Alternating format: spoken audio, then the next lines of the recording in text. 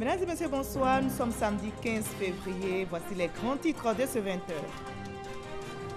Le président Alassane Ouattara est de retour à Abidjan après un séjour à l'étranger. Le chef de l'État revient de la France où il a rencontré la directrice générale de l'UNESCO, la secrétaire générale de l'OIF et inauguré la bibliothèque de l'Académie des sciences d'outre-mer qui porte le nom du président Félix Houphouët-Boigny. Avant la France, le président Ouattara est en Éthiopie. Le Premier ministre Amadou Gon Coulibaly a achevé sa tournée dans la région du Boclès ce samedi. Le chef du gouvernement ivoirien a clôturé sa visite par un meeting à Sassandra. Il a lancé aux populations un message de paix, de cohésion et de développement. Le village de Blocos dans la commune de Cocody enregistre 200 nouvelles bénéficiaires du Farsi, fonds d'appui aux femmes de Côte d'Ivoire. Ce samedi, elles ont reçu des chèques et de nombreux dons d'une valeur de 108 millions de francs CFA de la part de la première dame Domine Ouattara. Une nouvelle attaque meurtrière a eu lieu à Ogossagou, dans le centre du Mali. Le bilan provisoire a fait état de 21 morts et des disparus parmi les populations civiles. Des cases ont été calcinées et un nombre important de bétail ont été emportés. Soyez les bienvenus sur RTI 1. Ajoutez notre rendez-vous culturel de samedi. Nous parlerons littérature aujourd'hui. Et nos regards se portent sur un ouvrage intitulé « Le rayonnement international de la Côte d'Ivoire », le leadership gagnant d'Alassane Ouattara. L'auteur est avec nous, c'est un Ivoirien, Lassina Yeo, notre invité de la page culture, est chef de département d'allemand à l'université Félix Houphouët-Boigny. Il prépare actuellement un PhD en relations internationales et diplomatie et ce soir, il dévoilera les recettes du chef de l'exécutif ivoirien pour le rayonnement de la Côte d'Ivoire à l'international. Bonsoir, monsieur Lassina Yeo. Bonsoir, madame. Alors, votre ouvrage sur le rayonnement international de la Côte d'Ivoire dresse un inventaire de l'offensive diplomatique du chef de l'exécutif ivoirien, alors, qui est presque à la fin de son deuxième quinquennat. Alors, vous êtes professeur d'allemand. Dites-nous, qu'est-ce qui a motivé vos écrits, justement, sur le leadership gagnant du président Ouattara? Merci beaucoup, madame Marie-Laure Ngoran. Je voudrais d'entrée de jeu remercier la direction de la RTI qui nous offre cette tribune, donc qui a mis en place la page culture, qui fait la promotion du livre, œuvre d'esprit et artefact culturel par excellence. Senghor ne disait-il pas que la culture est au début et à la fin du développement. Alors, vous écrivez en fait, deux la mots gouvernance, voilà, la gouvernance politique du président Alassane Ouattara, qui consiste à faire de la politique étrangère un instrument de développement national, coïncide, si vous me permettez, d'utiliser un germanisme avec ma Weltanschauung, c'est-à-dire ma vision du monde. Faire interagir le national et l'international, le local et le global. Et vous allez nous dire l'incidence tout à l'heure de la politique extérieure sur la politique intérieure. On va se retrouver dans une trentaine de minutes. À tout à l'heure, ce sera dans la page culture. Mais vous restez pour le moment avec nous. Nous allons voir en image l'arrivée du président Alassane Ouattara à Abidjan ce samedi. Le chef de l'État revient de la France où il a rencontré la directrice générale de l'UNESCO, Audrey Azoulay, la secrétaire générale de l'OIF, l'Organisation internationale de la francophonie. Il a également inauguré la bibliothèque de l'Académie des sciences d'outre-mer qui porte désormais le nom du président Félix Houphouët-Boigny. Notez qu'avant la France, le président Ouattara était en Éthiopie où il a pris part avec ses pairs au 33e sommet de l'Union africaine consacré à la résolution des conflits sur le continent. Et nous allons dans quelques instants écouter le chef de l'État. Il a fait le point de sa mission à l'étranger devant les caméras de RTI. Ce sera tout à l'heure dans ce journal. Mais nous allons repartir pour la France où le président Alassane Ouattara a rencontré la secrétaire générale de l'Organisation internationale de la francophonie, Louise Mushikiwabo, et l'entretien entre les deux personnalités a porté sur les relations entre la Côte d'Ivoire et l'OIF. On fait le point avec Jérôme Kofi Abolin. Le président de la République de Côte d'Ivoire, Alassane Ouattara, à Paris, devant la secrétaire générale de l'OIF, Organisation internationale de la francophonie, ce vendredi 14 février 2020. Le chef de l'État ivoirien et Mme Louise Mushikiwabo ont essentiellement parlé des relations très étroites entre la Côte d'Ivoire et l'OIF. Au terme de cet entretien, le président Alassane Ouattara a notamment évoqué l'importance de la confiance qu'inspire l'Organisation internationale de la francophonie en termes de développement avec les différents pays membres de cette organisation. Ça fait 1 an qu'elle a pris fonction et je me devais de venir la saluer, la féliciter et lui dire que nous apprécions l'étroite collaboration entre l'OIF et la Côte d'Ivoire et que l'appui qui nous est apporté est bien apprécié. Et je pense que nous devons continuer de faire confiance à l'OIF pour ses conseils. C'est une organisation qui a une très grande expérience des pays francophones, notamment des pays africains. La Côte d'Ivoire a bénéficié de ses conseils et nous sommes heureux d'être là aujourd'hui pour dire à Madame ma sœur qu'elle peut compter sur nous. Elle peut compter sur nous. Le gouvernement ivoirien continuera de lui apporter son soutien et nous sommes persuadés que l'OIF continuera de s'agrandir. L'OIF et la Côte d'Ivoire ont toujours travaillé de manière étroite dans tous les domaines, notamment au niveau de la culture. Pour rappel, c'est au bord de la lagune Ébrié que les 8e Jeux de la francophonie ont été organisés avec brio en 2017. Et le président de la République, Alassane Ouattara, a regagné Abidjan au moment où le Premier ministre Amadou Gon Coulibaly achevait sa tournée dans la région du Boclès ce samedi. Le chef du gouvernement ivoirien a clôturé donc sa visite par un meeting à Sassandra. Il a lancé aux populations un message de paix, de cohésion, de développement. Notez qu'arrivé jeudi dans le Boclès, il a multiplié les rencontres et les actions de développement. Les temps forts de ce meeting avec Alexis Ouedraogo. À Sassandra ce samedi, l'heure était aux réjouissances. En l'espace de 72 heures, les populations ont vu déferler le flot de bonnes nouvelles porté par le chef du gouvernement. Nous sommes très reconnaissants envers lui. En tout cas, il nous a trop donné. Il nous a donné des grâces, des matériels. On n'est plus fatigué, débarqué de poissons là. On va avoir maintenant cadeau. On va avoir poisson cadeau et puis on va vendre. On est très heureux pour tout ce qu'ils ont fait pour Sassandra. Vraiment, nous sommes contents. Quand s'ouvre le bal des allocutions, au pupitre se succèdent les élus pour célébrer ce développement. Il y a une fois pensé ici à Sandra qu'on allait avoir du bitume, alors qu'on n'est pas con, on n'est pas Yamsokro, on n'est pas Daoukro. Et c'est nous qui avons du bitume, jusqu'à 10 km. Qui a pensé ça un seul instant? Qui a pensé un seul instant que nous aurions le plus beau marché de Côte d'Ivoire? Sassandra a décidé d'adhérer à la vision claire et nette, sans embâche, du président Alassane Ouattara. Venez voir ce qui se passe dans la région du Boclès. Regardez ce miracle. Le bitume, l'électricité, les poteaux électriques transportés dans tous les sens, dans les villages. Et oui, les écoles primaires poussent de partout. Les collèges de proximité, loin de pointer le nez, se répandent progressivement dans les sous-préfectures. Les routes sont entretenues, les tabacs distribués, un grand marché construit, un débarcadère donné et bien d'autres réalisations. Notre région était divisée. Vous nous avez donné notre dignité. Merci de nous avoir donné notre dignité. Et pour marquer leur gratitude, les populations n'ont pas manqué de faire des dons au chef du gouvernement.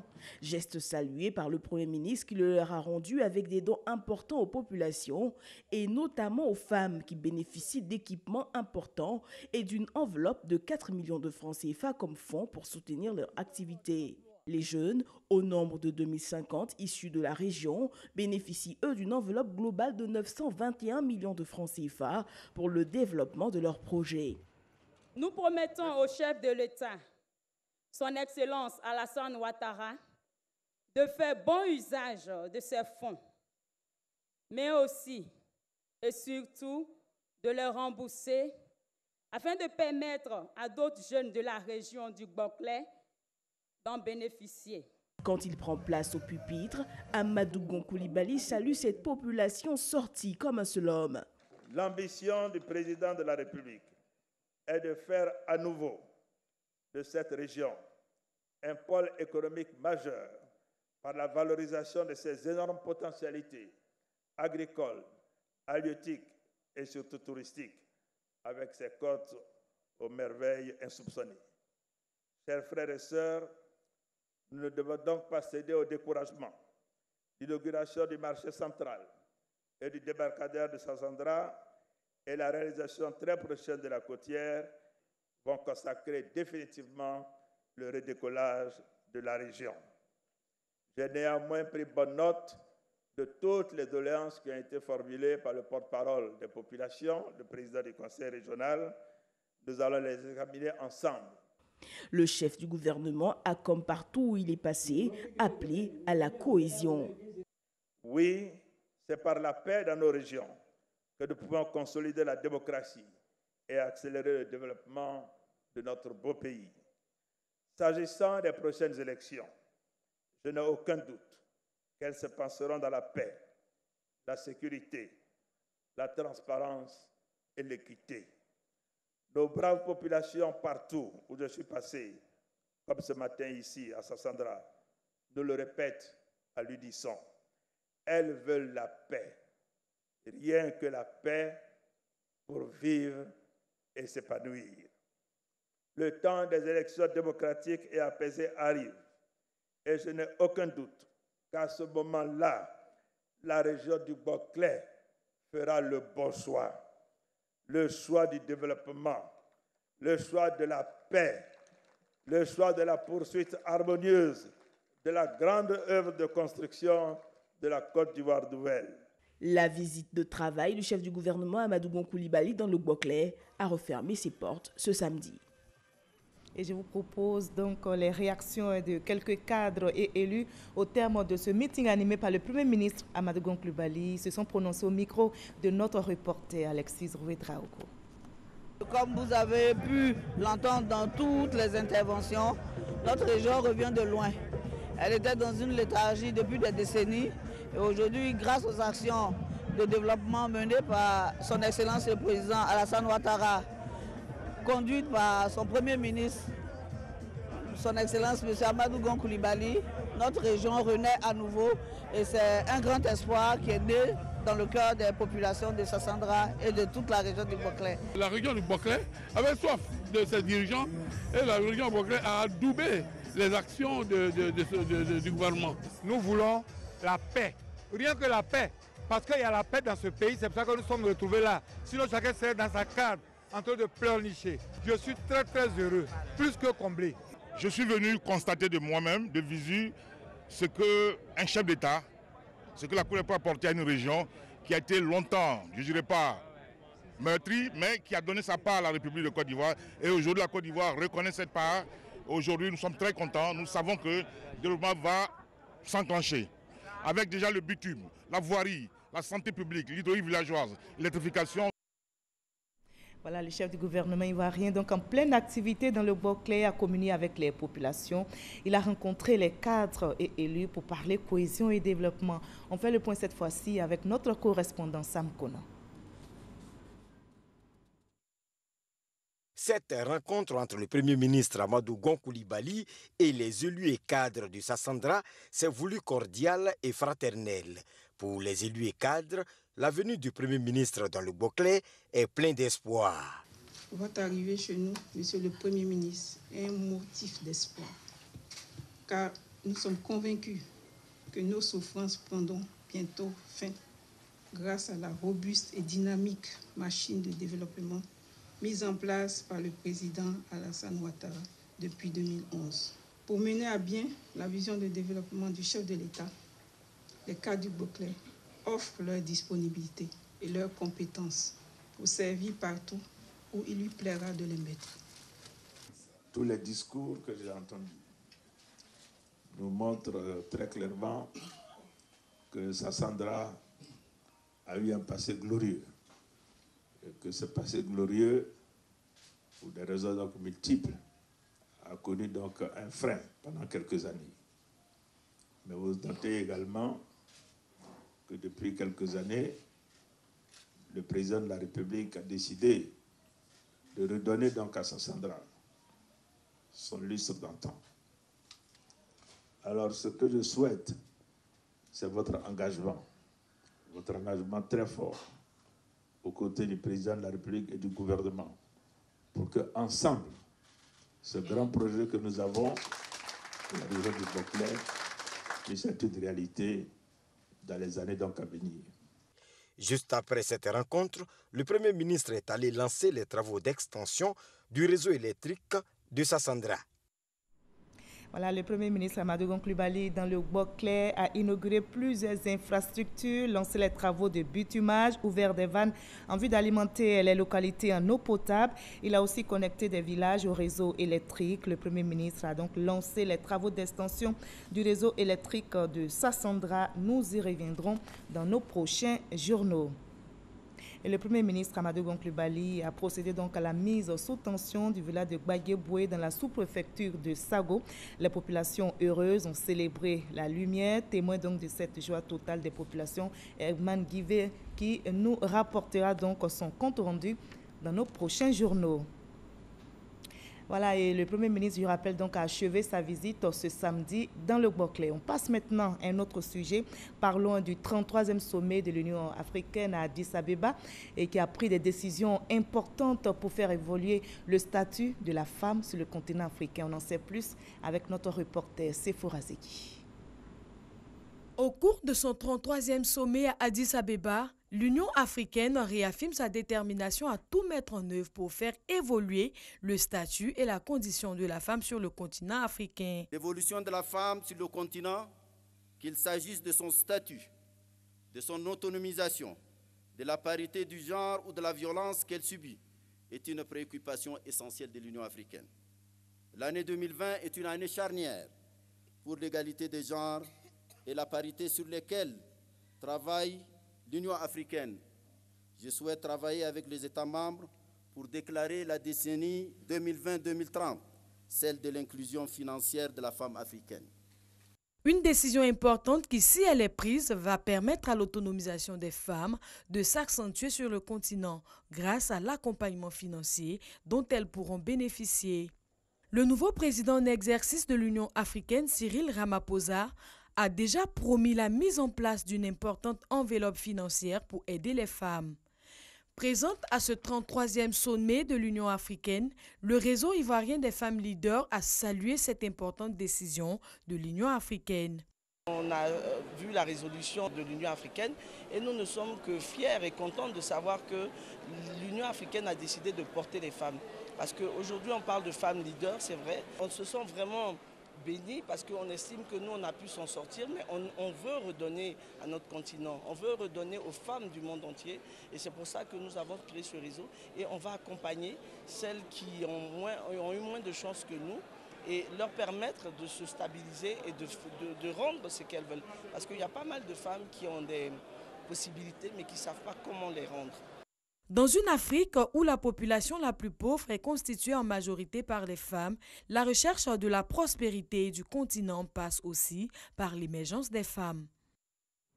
Et la recherche de la prospérité est une réalité en Côte d'Ivoire. Je vous conduis maintenant dans le village de Blocos, dans la commune de Cocody, qui enregistre 200 nouvelles bénéficiaires du FAFSI. C'est le fonds d'appui aux femmes de Côte d'Ivoire.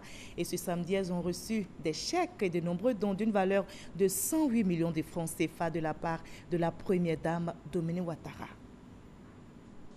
La remise de chèques FAFSI est toujours un grand moment pour les femmes de Côte d'Ivoire qui sont désormais de plus en plus nombreuses à considérer ce microcrédit comme un instrument au service de leur épanouissement personnel.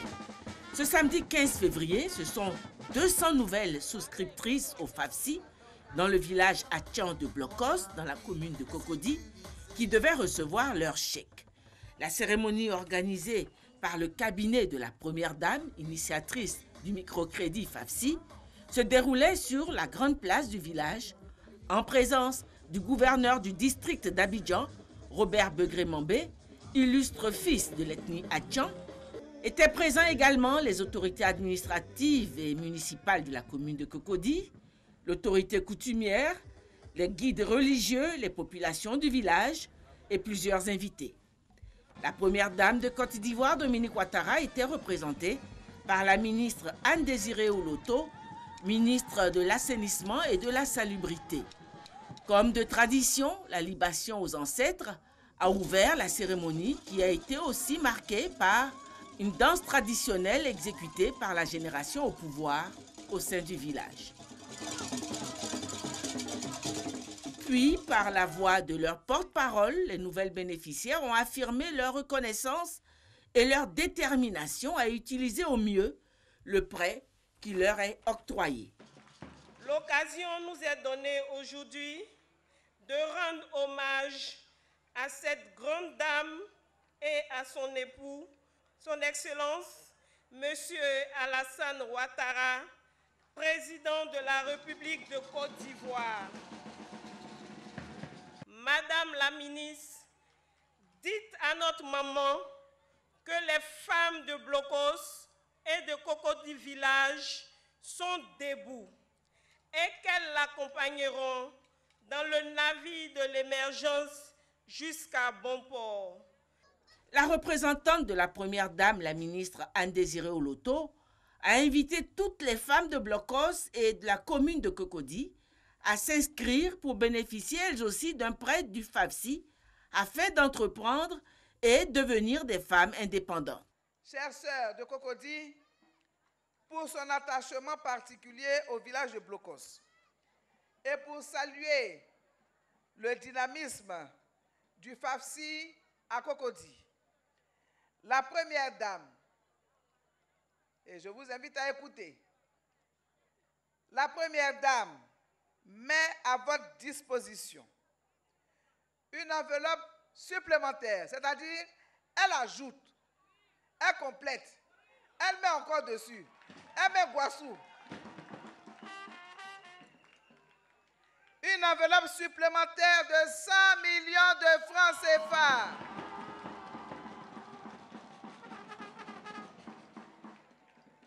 Ce qui porte à 860 285 000 francs CFA la dotation totale du FAFSI à nos sœurs de Cocody. Et tout cela pour vous aider à développer vos micro-projets. J'invite donc, au nom de Madame la Première Dame de Côte d'Ivoire, toutes ces sœurs qui n'ont pas encore souscrit au FAFSI, je les invite à ne plus hésiter et à le faire immédiatement. Les 200 nouvelles bénéficiaires ont reçu symboliquement leur chèque, en plus de cette ligne de crédit supplémentaire. La première dame de Côte d'Ivoire a fait remettre à ses sœurs de Blocos et de Cocody Village des tonnes de dons en vivres et non-vivres pour une valeur de 100 millions de francs, plus un don en espèces d'un montant de 8 millions de francs. Pour leur part, les femmes de Blocos ont offert à la première dame une tenue traditionnelle, des parures et des vivriers. Joie et pas de danse étaient au rendez-vous. Reportage réalisé pour vous par Viviane Aïmé. Je rappelle que le président Alassane Ouattara est arrivé à Abidjan ce samedi. Le chef de l'État revient de la France où il a rencontré la directrice générale de l'UNESCO, Audrey Azoulay, la secrétaire générale de l'OIF, l'Organisation internationale de la francophonie.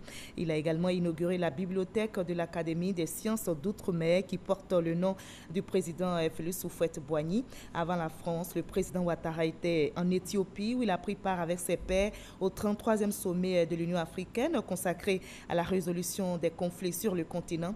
Je vous propose à présent d'écouter le chef de l'État. Il a fait le point de sa mission à l'étranger à la presse. Je suis très heureux d'être de retour à Abidjan après une mission qui m'a conduit successivement à Addis Abeba et à Paris. Hier, vendredi 14 février, à Paris, notre pays a été honoré par l'Académie des sciences d'outre-mer, dont la prestigieuse bibliothèque porte désormais le nom de Félix Houphouët-Boigny, le père de la nation ivoirienne, qui fut également membre de cette académie pendant 20 ans, de 1973 à 1993. C'est donc avec beaucoup d'émotion et une grande fierté que j'ai procédé à l'inauguration de la bibliothèque Félix Houphouët-Boigny avec à mes côtés la Première Dame, plusieurs membres du gouvernement ivoirien, des ambassadeurs et bien sûr des représentants des autorités françaises. Dans la communication que j'ai faite, j'ai tenu à rendre hommage à ce grand homme d'État dont l'œuvre et la vision continuent d'inspirer bon nombre d'Ivoiriens, y compris moi-même, et qui a eu l'honneur et le privilège de travailler à ses côtés durant plusieurs années dans des moments difficiles pour notre pays. J'ai aussi salué l'engagement du président Houphouët-Boigny pour la paix, sa passion de bâtisseur, sa vision pour le développement d'une Côte d'Ivoire moderne, soutenue par une forte politique d'éducation.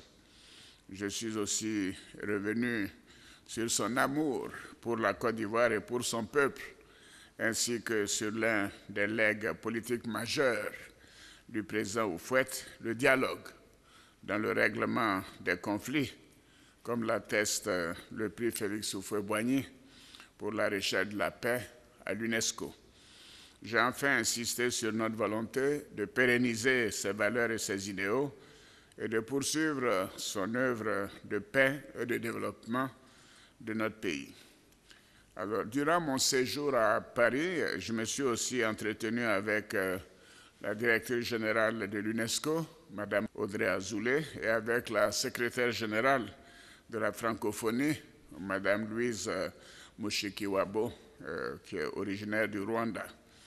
Nous avons eu des échanges relatifs à la coopération entre la Côte d'Ivoire et ces deux importantes institutions. Comme vous le savez, le prix Félix Houphouët-Boigny pour la recherche de la paix est logé à l'UNESCO et nous avons le grand honneur d'avoir la présidence de l'Assemblée parlementaire francophone présidée par notre frère le président Amadou Smaoro, président de l'Assemblée nationale. Alors, avant cette mission à Paris, j'étais à Addis Abeba, où j'ai pris part les 8, 9 et 10 février au 33e sommet de l'Union africaine. J'étais accompagné d'une forte délégation composée du ministre d'État, le ministre de la Défense, du ministre secrétaire général de la Présidence, du ministre de l'Intégration africaine et des Ivoiriens de l'extérieur, du ministre du Commerce et de l'Industrie, ainsi que des membres du cabinet présidentiel. Le sommet a porté sur le thème « Faire taire les armes, créer des conditions propices au développement de l'Afrique ». Nous avons à cette occasion fait le point de la situation sécuritaire et politique sur le continent africain, évoqué les défis à relever et fait des recommandations pour atteindre les objectifs de l'agenda 2063 de l'Union africaine et ceux du développement durable de l'ONU. L'intégration économique du continent, avec notamment l'entrée en vigueur effective de la zone de libre-échange continentale, a été bien évidemment hissée au rang de nos priorités. Nous avons aussi souligné la nécessité d'une constante mobilisation de toutes les énergies pour relever les défis de notre continent, notamment la lutte contre le terrorisme, la création d'emplois pour les jeunes, l'autonomisation de la femme et le règlement des conflits. Je dois dire que ce sommet a été marqué par la désignation du président Cyril Ramaphosa, président de la République sud-africaine, en qualité de nouveau président de la conférence des chefs d'État et de gouvernement de l'Union africaine, en remplacement du président égyptien Abdel Fattah al-Sisi, à qui nous avons adressé nos chaleureuses félicitations pour les importants résultats enregistrés durant son séjour et aussi la visite officielle qu'il nous a rendue pendant son mandat de président de l'Union africaine.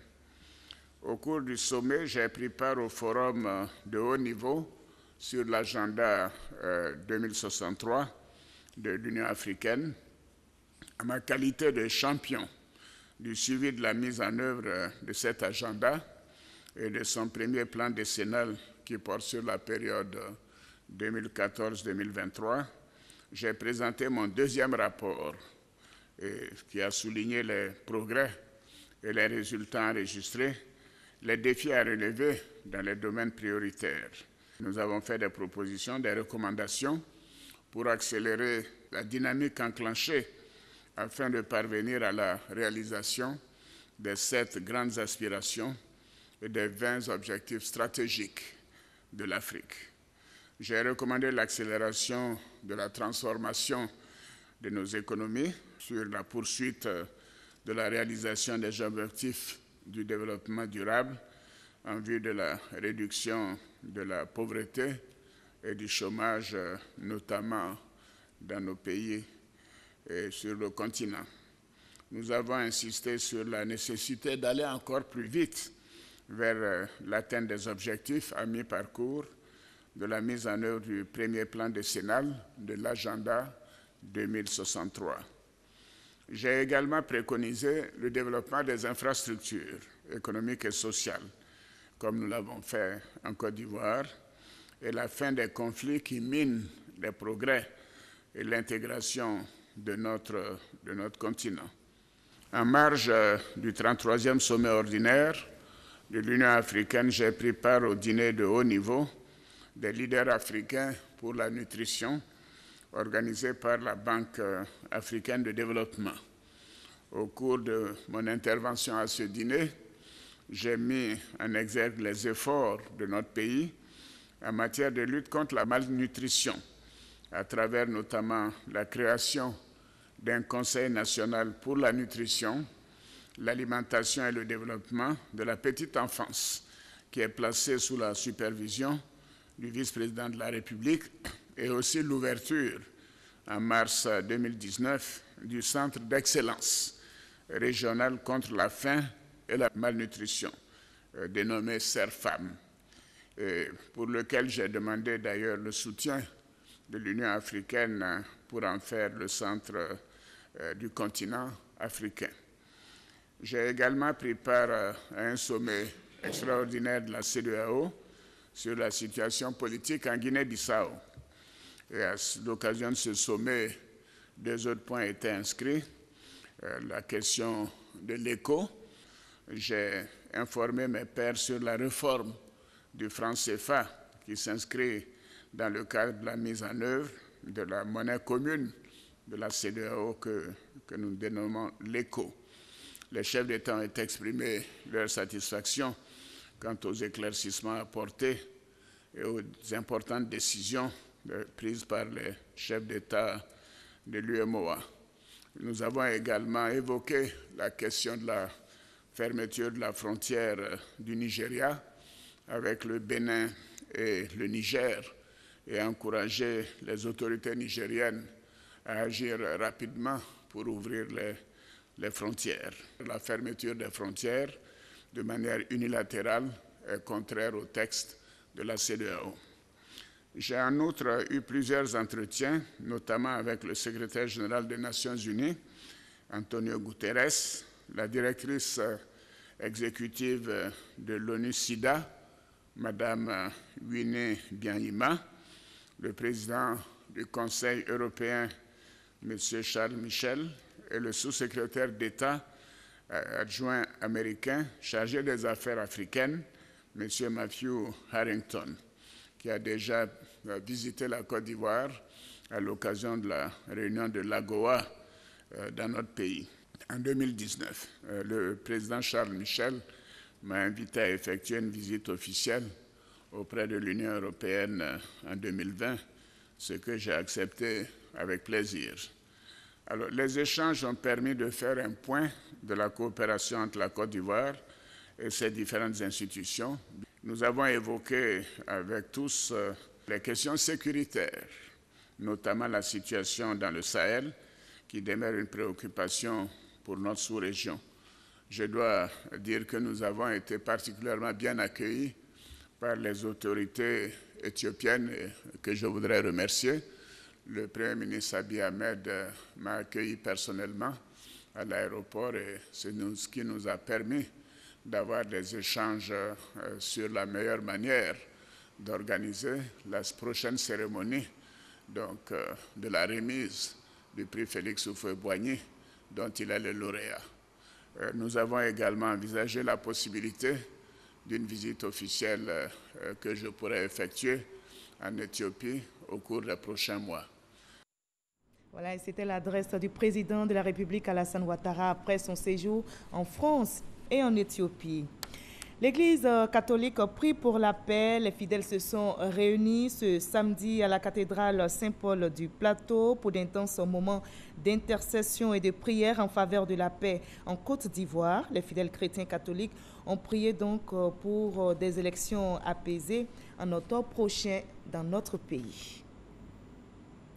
Une nouvelle attaque meurtrière a eu lieu à Ogosagou, dans le centre du Mali. Le bilan provisoire fait état de 21 morts et des disparus parmi les populations civiles. Des cases et des champs ont été incendiés. Un nombre important de bétail calciné et emporté. Le ministère malien de la Communication précise que l'attaque a été menée par des hommes armés non encore identifiés. Une enquête est donc ouverte pour les retrouver. Voilà, on change de décor et de sujet aussi. C'est maintenant l'heure de parler culture dans ce 20h.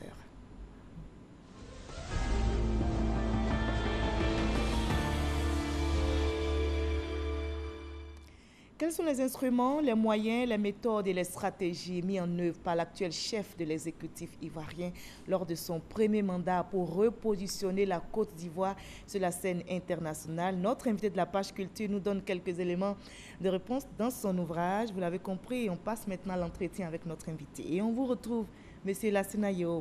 Alors, avant nos échanges, je vous invite à suivre le résumé de votre ouvrage sur le rayonnement international de la Côte d'Ivoire avec Abdoulaye Koné et on en reparle tout juste après. Jamais la Côte d'Ivoire n'a autant rayonné à l'international sous le leadership du président Alassane Ouattara. C'est l'analyse du professeur Lassina Yeo, maître de conférence à l'université Félix Houphouët-Boigny de Cocody. Dans son ouvrage, le membre correspondant du projet UNESCO Mémoire du Monde nous fait découvrir la stratégie gagnante du leadership retrouvé de la Côte d'Ivoire de 2010 à 2015 sous la houlette d'Alassane Ouattara.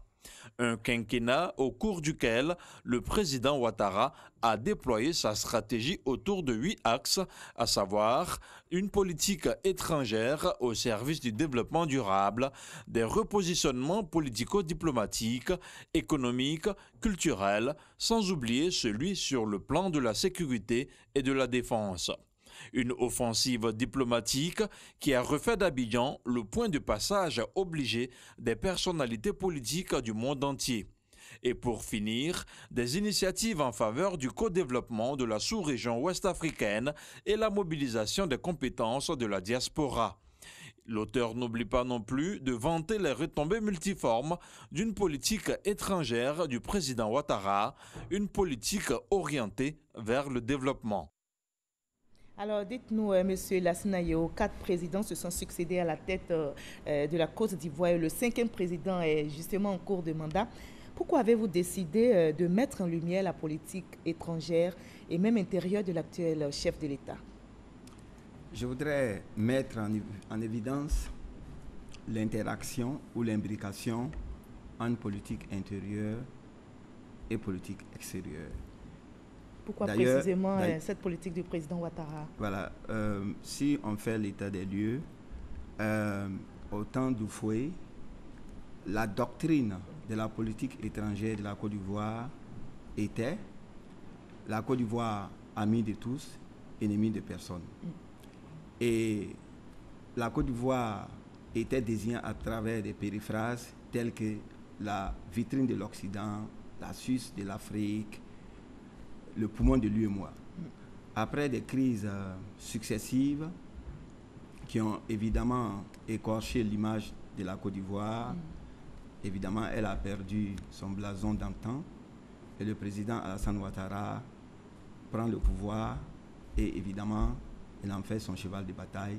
Il fallait que la Côte d'Ivoire compte à nouveau dans le monde. D'accord. Alors, vous dressez un inventaire de ses activités diplomatiques pendant son premier quinquennat, c'est-à-dire de 2010 à 2015.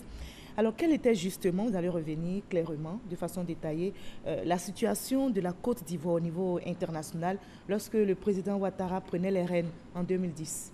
Bon, en quelques mots, la Côte d'Ivoire était pratiquement bannie de la scène internationale, elle n'avait plus droit à la parole parce que, évidemment, elle était secouée par des crises successives, comme je viens de le dire. Je vais faire l'économie de ces crises parce que, bon, oui, en ce qui concerne la recherche, parce que c'est quand même un ouvrage de vulgarisation scientifique, en ce qui concerne la recherche, beaucoup d'écrits ont abordé la question de la sortie des crises, l'implication de la communauté internationale dans la crise. Donc, moi, je décide de mettre l'accent sur la gouvernance d'Alassane Ouattara, du président Alassane Ouattara, en matière de politique étrangère. Donc, la Côte d'Ivoire, vous l'avez dit, on retient, n'avait plus droit à la parole sur la scène internationale, on était dans l'ombre. Oui, oui. On était Quels sont les éléments qui le prouvent? Oui, juste deux exemples. Oui, oui, évidemment, puisque nous étions en crise, donc on était plus attractif. Voilà. Et vous le savez, il y a une rébellion qui a éclaté en 2002. Et évidemment, ça a dissuadé les investisseurs de venir en Côte d'Ivoire. Et quoi d'autre?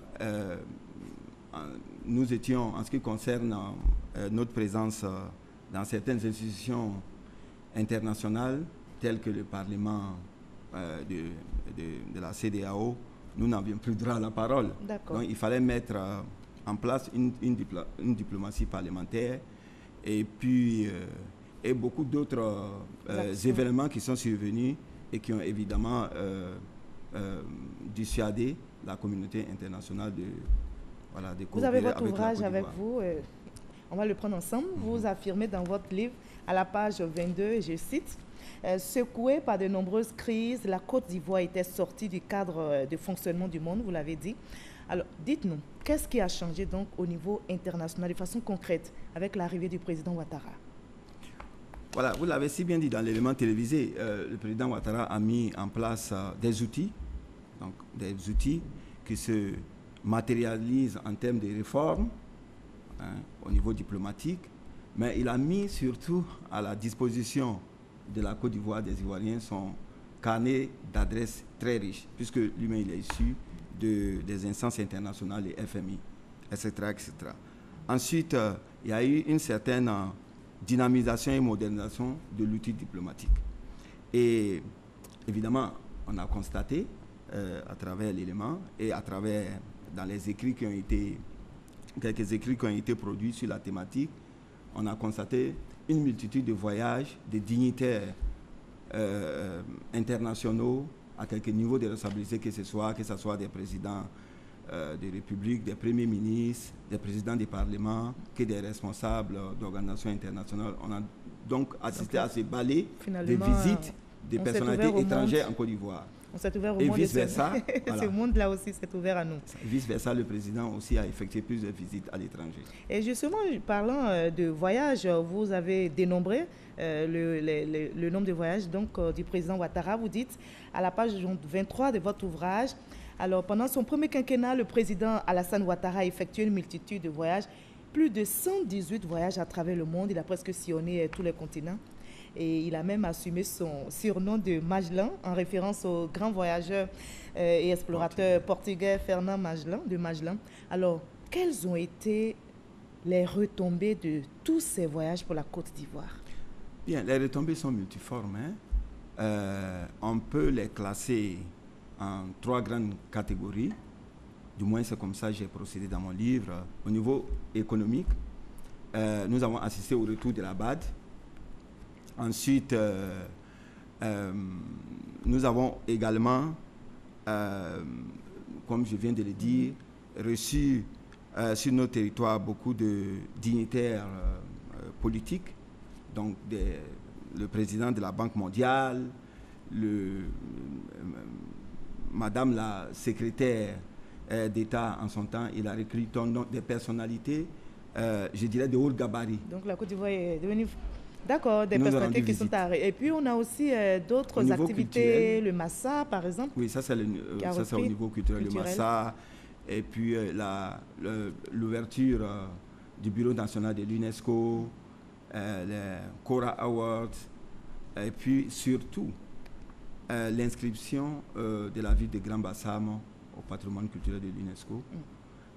C'est une donnée très importante parce que la culture est un élément de diplomatie de ce qu'on appelle le soft power, c'est-à-dire la puissance molle, parce qu'à travers la culture, on peut influencer positivement une société ou bien un partenaire. Alors, parlons de ces voyages. Que répondez-vous à ceux qui estiment que les nombreux voyages du président sont un gaspillage de deniers publics et que ça endette notre pays, la Côte d'Ivoire? Qu'est-ce que vous leur répondez? Justement, l'un des objectifs de ce livre, c'était quelque part d'offrir ce que je pourrais appeler une nouvelle grille de lecture accompagnée d'éléments de langage pour le citoyen normal, pour mieux appréhender la politique étrangère du président qui, comme je viens de le dire, revêt en fait une certaine dialectique entre le national et l'international. Donc pour que, en fin de compte, on ne voit pas en ces voyages multiples et nombreux une promenade. Ce sont des voyages de travail, ce sont des visites de travail, des visites officielles, voilà, qui consistent à aller chercher des investisseurs pour venir voilà, pour faire fonctionner la Côte d'Ivoire, pour mettre la Côte d'Ivoire sur les rails de l'émergence. Et on peut le voir à travers le pays. Vous voyez le stade EBMP qui est sorti des terres. On va accueillir la CAN en 2021. Voilà, et puis on constate aussi, ce qui concerne la croissance, parce que c'est aussi un des reproches qui est fait au gouvernement, aux différents gouvernements, que la croissance n'est pas inclusive. Mais on peut voir à travers une prolifération des supermarchés qu'il y a quand même une classe moyenne qui émerge en Côte d'Ivoire. Merci beaucoup et ce sera votre conclusion. La Côte d'Ivoire n'est l'ennemi de personne, mais l'ami de tous. Vous l'avez relevé dans votre ouvrage et c'est une citation du premier président de la Côte d'Ivoire. Oui. Commentaire, conclusion rapidement. Bien, merci beaucoup. C'est la doctrine en fait de la politique étrangère de la Côte d'Ivoire. Ça veut tout simplement dire que la Côte d'Ivoire a opté pour ce que j'ai appelé la soft power, donc la diplomatie molle. Elle ne veut définitivement pas faire usage de la hard power. Donc, la Côte d'Ivoire est l'apôtre de la paix. Et on pourrait même parler, si on veut philosopher un peu, d'intersubjectivité qui va consister, et c'est ce que nous apprenons à travers l'œuvre du président Alassane Ouattara, cette saine collaboration ou interaction entre le national et l'international. Merci beaucoup, M. Lassina Yao, d'avoir répondu à nos questions, d'avoir été notre invité de la page culture. C'était un exercice pas toujours facile. Vous n'étiez pas en amphi, vous étiez sur notre plateau, pas devant vos étudiants, mais devant les téléspectateurs. Merci en tout cas d'avoir été notre invité de la page culture, de nous avoir partagé les fruits de vos recherches sur le rayonnement international de la Côte d'Ivoire, le leadership gagnant d'Alassane Ouattara. Merci d'avoir été avec nous. Merci. Et vous l'avez compris, ce journal est terminé. Retenons que nul n'est si riche qu'il n'ait besoin d'un bon voisin, car on ne peut être heureux sans les auditons. Très belle soirée. Retrouvez Kolo Coulibaly à 23h. Demain, 13h, Hamza Diaby. Et moi, je vous donne rendez-vous à 20h.